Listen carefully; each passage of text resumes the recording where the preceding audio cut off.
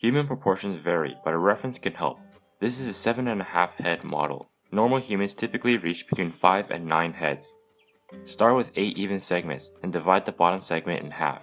For the head, divide the top in half. Draw a circle 3/4 the size and draw a square in the circle.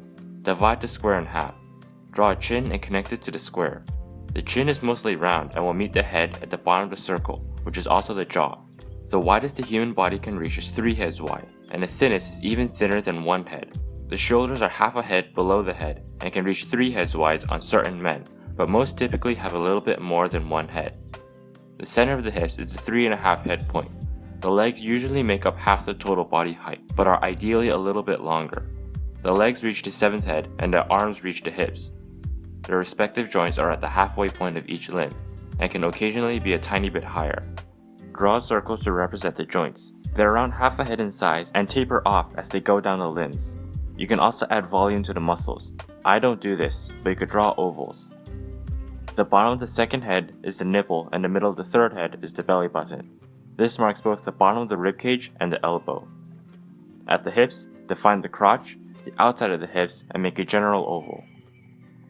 The hands are about the size of the face. It reaches mid-thigh, 5th head. Draw the body. This part mostly relies on intuition and an understanding of muscle structure and anatomy. Generally, everything is round and roughly triangular. You could probably draw better than me with references. You can notice I'm deviating from the skeleton.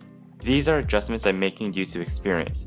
I know the deltoid shape relative to the spherical joint, and I also drew a custom hand shape. It's a general shape that I use.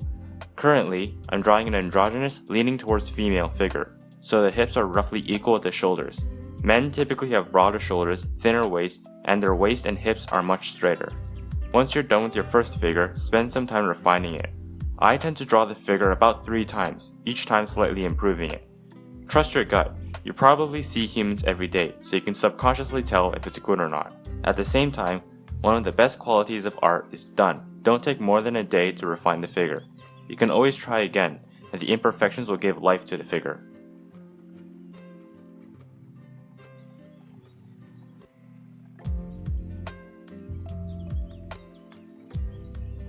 For the face, I hope you kept the original skeleton. The eyes are at the halfway line and are slightly more than 1/5 the width of the face. The nose is at the bottom of the square and reaches to the tear ducts of the eyes. The mouth is at the bottom of the circle and reaches the middle of the eyes. Divide the eyes into thirds and make them into squares to define the boundary.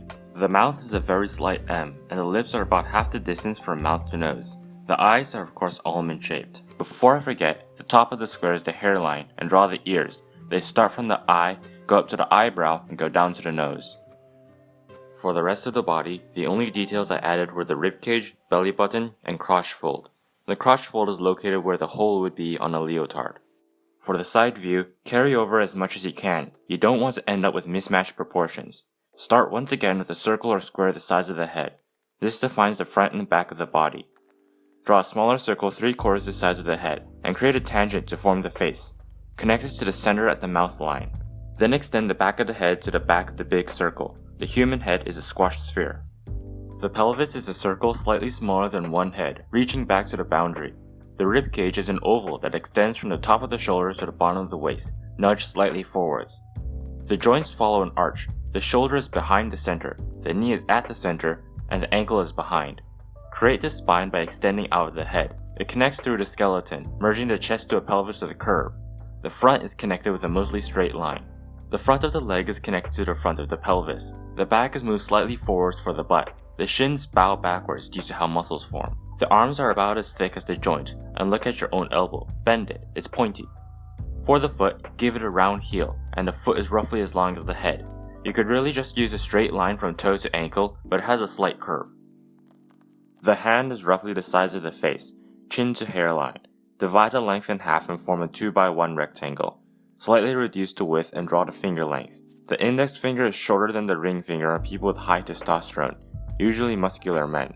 With all the fingers and thumbs, look at your own hand for the proportions.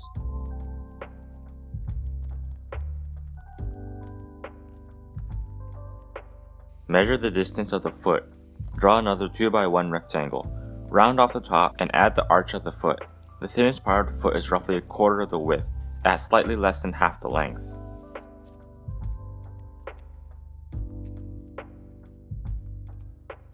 Learn these proportions. Your goal should be able to draw a human with a head size and a height, deciding proportions intuitively.